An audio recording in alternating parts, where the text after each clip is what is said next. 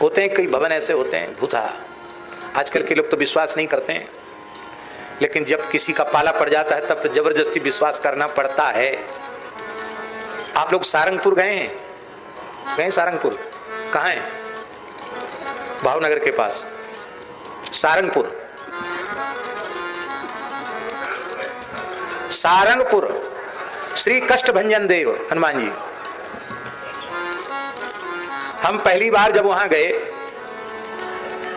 कई संत थे हमारे, त्यागी जी भी थे ना साथ में, त्यागी जी भी थे, पूज्य गुरुदेव भक्तमाली जी उस समय विराज रहे थे। तो एक दुबला पतला सा लड़का साधु,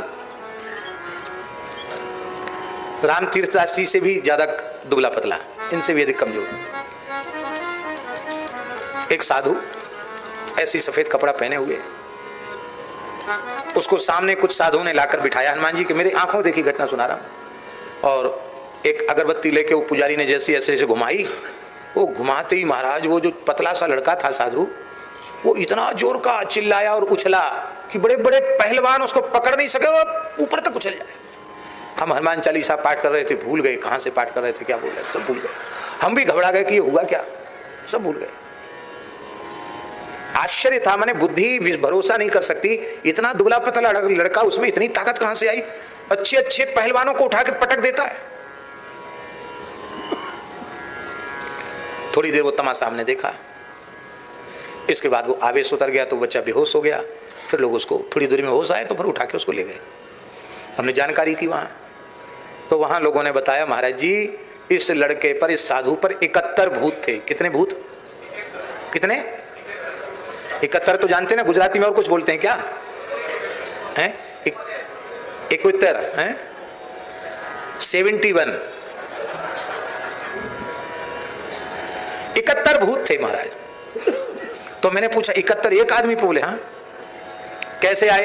तो बोले एक जगह भूतों की जगह थी, उस वहां इसने लघुशंका कर दिया और अपवित्र अवस्था में था, उसी समय भूत इसके लग गए और फिर वो भूतों ने अड्डा बना लिया इसके शरीर पर। महाराज जी बच्चा बहुत परेशान है और ये बहुत पढ़ा लिखा लड़का है, मैंने इसको व्याकरण संस्कृत बहुत अच्छा था पढ़ने में। ये भूत प्रेतों के उपद्रव से इसका इलाज यहाँ से चल रहा है और यहीं से ये ठीक हुआ। अभी कितने भूत बाकी हैं?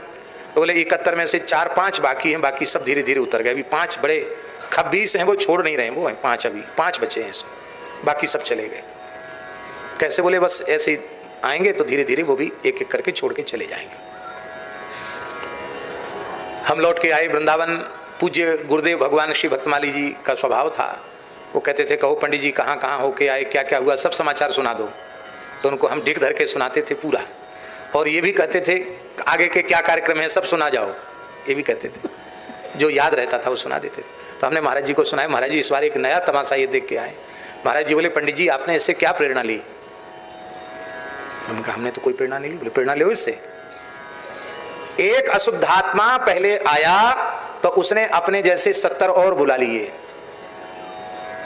एक कोई साधु पुरुष जीवन में आएगा तो अपने जैसे अनेक संतों को वो बुला लेगा। एक कोई दिव्य सद्गुण जीवन में आएगा तो अनेक सद्गुण उसके साथ भीतर चले आवेंगे, और एक दुर्गुण जीवन में आएगा तो अनेक दुर्गुण एक साथ आते चले जाएंगे। एक दुष्ट तुम्हारे जीवन में आ जाएगा तो दुष्टों की लंबी श्रृंखला जुड़ती चली जाएगी, जीवन नरक हो जाएगा। इसलिए सदा सद्गुणों से जुड़ना, साधु पुरुषों से जुड़ना, दोष दुर्गुणों से नहीं जुड़ना है। बरबल बास नरक करता था, दुष्ट संग जन देव विधाता। ऐसी एक एक बात से महाराज जी प्रेरणा देते थे। एक भूत आया तो 70 और बुला लिए, एक बुराई जीवन में आएगी तो तमाम बुराई और बुला लेगी, एक दुष्ट जीवन में आएगा अपने जैसे तमाम दुष्टों को इकट्ठा कर देगा। इसलिए तजो मन हरि विमुखन को संग, जिनके संग कुमति मति उपजय परत भजन में भंग। तजो मन हरि विमुखन को संग, विमुख जनन को संग न कीजिए। तो वो भूतों वाला महल जिसमें भूत ज्यादा रहते हैं ना, फिर पूरे क्षेत्र के भूत इकट्ठे होकर वहीं रहने लग जाते हैं, क्योंकि सब चाहते हैं कि हम अपनी समाज में रहें, मनुष्य मनुष्यों में रहना चाहते, भूत प्रेतों में रहना चाहते। वो पूरे भवन में भूत प्रेत भरे थे। तो राणा विक्रम ने मीरा जी से कहा कि भाभी देखो ऐसा है कि आपका स्वभाव तो बदलना नहीं, हम समझ गए हैं, और कोई ना कोई विक्षेप होता, हमको भी होता है और आपको भी होता विक्षेप। ये जो महल है ना किनारे में, इसकी हम सफाई करा दिया है हमने, और आपको नए पुराने से क्या है, आपको तो रहना है एकांतवासा जगह, वहां कोई जाएगा भी नहीं, क्योंकि वो जानता था कि भूत प्रेत के भय से रात की तो चले क्या, दिन में भी कोई वहां झांकने वाला नहीं है। और दूसरा उसका षड्यंत्र ये था कि उस भूतहा भवन में जो गया वो जीवित रहा ही नहीं, भूत उसको मार डालते थे। ये भी मर जाएगी, हैं? सांप भी मर जाएगा, लाठी भी टूटेगी नहीं, बदनामी होगी नहीं, और मीरा कांटा चित्तौड़ से निकल जाएगा। ये उसका विचार था। मीरा जी अपने गिरधर को लेकर के गई, गाय के गोबर से चौका लगाया और एक आसन पर गिरधर को बिठाया। वो बिठाकर मिथिला उनकी सखी साथ में थी।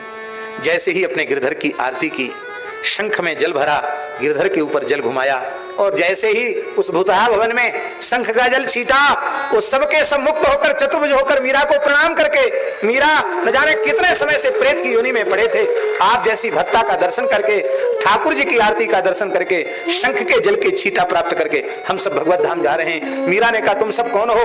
बोले हम राणा खानदान के ही पुरखा हैं, ऊट पटांग काम किए राजा राजपने के मद में, जो नहीं खाना चाहिए था वो खा लिया, नहीं पीना चाहिए था पी लिया, नहीं करना चाहिए था कर लिया, उसका परिणाम भूत बनकर भोग रहे थे, और तमाम हमारे सैनिक सिपाही भी भूत बने पड़े थे। आज तुमने सबका उद्धार कर दिया। मीरा तुम्हारी भक्ति निर्बाध हो, तुम्हें तुम्हारे गिरधर का प्रेम निरंतर प्राप्त हो। भूत आशीर्वाद देकर चले गए, भूतहा भवन भी पवित्र हो गया। राव दूधा जी, पर उनकी प्रतिष्ठा राजाओं में महाराजाओं के जैसी तो थी ही, संतों में उनकी संतों की जैसी प्रतिष्ठा थी। ऐसा होता है महाराज, बहुत पुरानी बात नहीं है।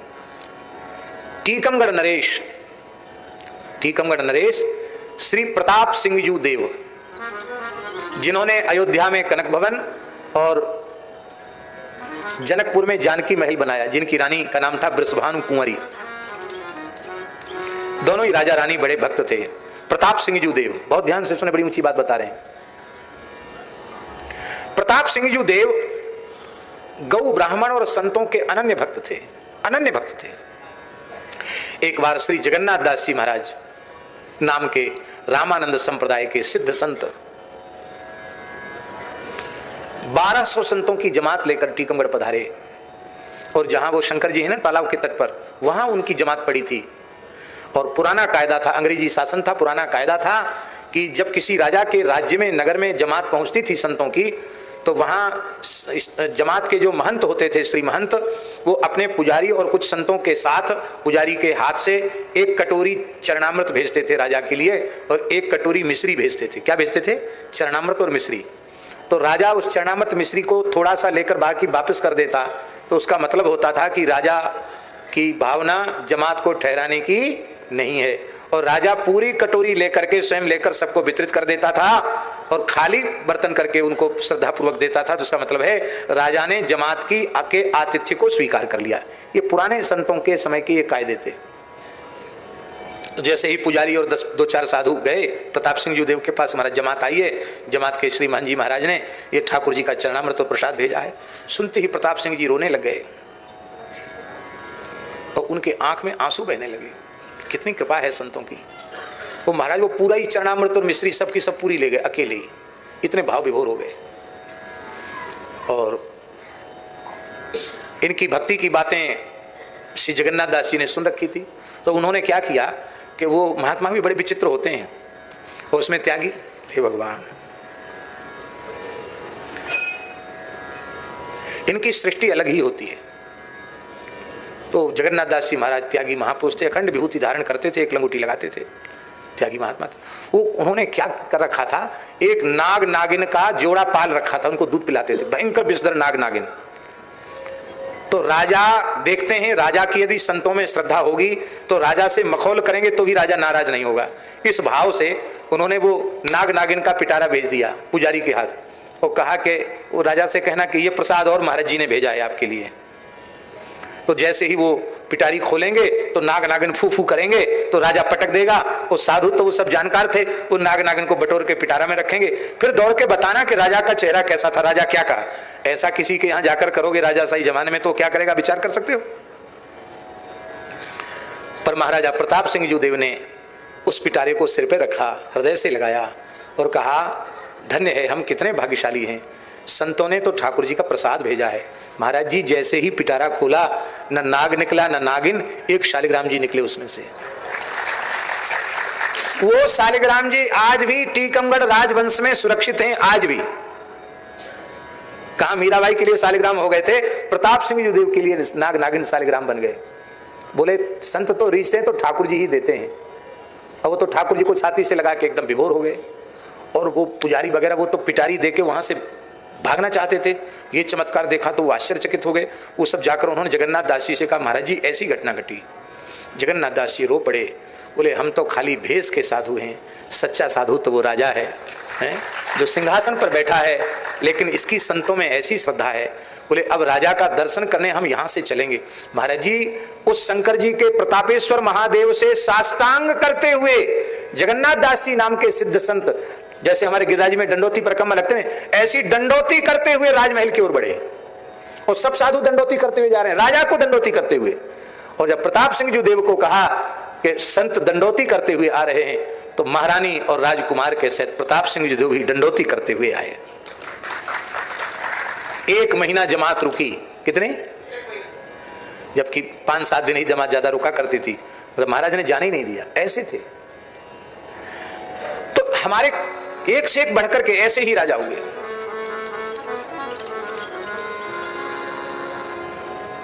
एक राजा थे, नाम शायद हम भूल रहे हों, बहुत ध्यान से सुनने वाली बात है। उनकी संतों में इतनी भक्ति थी। उनके राजकुमार थे ब्रजेंद्र सिंह देव, शायद यही नाम था उनका। नाम में थोड़ा भ्रम भी हो सकता है। तो शिकार के लिए राजकुमार साहब जा रहे थे, तो शिकारी कुत्ते उनके साथ थे। तो एक महात्मा बेतवा के किनारे एक महात्मा भजन कर रहे थे, वहीं रहते थे महात्मा। तो वंश परंपरागत संस्कारों के कारण उन्होंने वो महात्मा को घोड़े से उतर के प्रणाम किया, और संत ने ऐसे हाथ उठाकर आशीर्वाद दिया और वो गए। उस दिन उनको शिकार नहीं मिला कोई भी जंगल में। आखिर तो राजपूताना माथा ठनक गया, मन में आया अरे वो साधु बड़ा अशुभ दर्शन वाला है, असगुनिया है, उसका दर्शन करके आए तो हमको शिकार नहीं मिला, ऐसे साधु को तो यहाँ से भगा देना चाहिए, ऐसा उनके मन में आ गया। और उन्होंने शिकारी कुत्तों को छू कह दिया, और शिकारी कुत्ते टूट पड़े। महात्मा के सारे शरीर को उन्होंने घायल कर दिया। कुत्ते लौटा लिए, अब तो ये डर के भाग जाएगा साधु। दूसरे दिन उनके जो पिताजी थे, दरबार लगा और महात्मा कंबल ओढ़ के पहुंच गए। बोले महाराज आपके दरबार में साधु को भी न्याय मिलेगा क्या? राजा ने तो आसन छोड़ दिया संत को देख करके। कहो महाराज कैसे आए हैं? कंबल खोला तो शरीर के घावों से रक्त टपक रहा था। ये क्या हुआ, किसने ऐसा किया मेरे राज्य में? रोते हुए संत ने कहा मेरा अपराध क्या था, मैं तो आपके राज्य में भजन करता था बेतवा के किनारे, ये आपके कुंवर साहब ने ये हमारी दशा की, कुत्तों से कटवाया। ऐसे थे उस जमाने के राजा। तुरंत महाराज की त्योरी चढ़ गई। और एकमात्र राजकुमार, एकमात्र इकलौता राजकुमार, बड़ा वीर था, बड़ा सुंदर था, उस इकलौते राजकुमार के लिए आदेश दिया हथकड़ी डालकर तोड़ों से पीटते हुए दरबार में हाजिर किया जाए। अपराधी है, अपराध कबूल लिया गया। राजकुमार ने कहा ऐसा हुआ हमसे। बोले 7 दिन के बाद न्याय होगा, बंद कर दो इसको, हवालात में जेल में बंद कर दिया। एक ही राजकुमार को। साधु ने कहा रहने दो महाराज रहने दो। बोले अब आप कुछ नहीं बोल सकते, 7वें दिन न्याय होगा। 7वें दिन भूखे कुत्तों को राजा ने छोड़ दिया अपने एकमात्र राजकुमार के ऊपर, और वो सिखे पड़े भूखे कुत्ते उन्होंने राजकुमार ने बहुत युद्ध किया, लेकिन अकेला राजकुमार बेचारा क्या करे, हथियार भी उसके पास नहीं। कुत्तों ने काट काट कर उसको बेहोश कर दिया, मूर्छित हो गया, एक प्रकार से ऐसा समझो कि मर गया। तब राजा ने कुत्ते लौटवाए और कहा देखो जिंदा है कि मर गया? कहा नहीं जीवित है भी। बोले कोई ऐसा दूषित रक्त आ गया होगा इसके भीतर कि जिससे इसने संत का अपमान किया, अब वो खून निकल गया है, अब जिंदा रहेगा तो जीवन भर गौ ब्राह्मण और संतों की भक्ति करेगा, इलाज करो इसका। राजवैद्यों ने इलाज किया।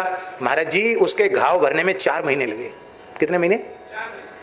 और वह ब्रजेंद्र सिंह देव एक उस इतिहास में एक महान भक्त राजा हुए।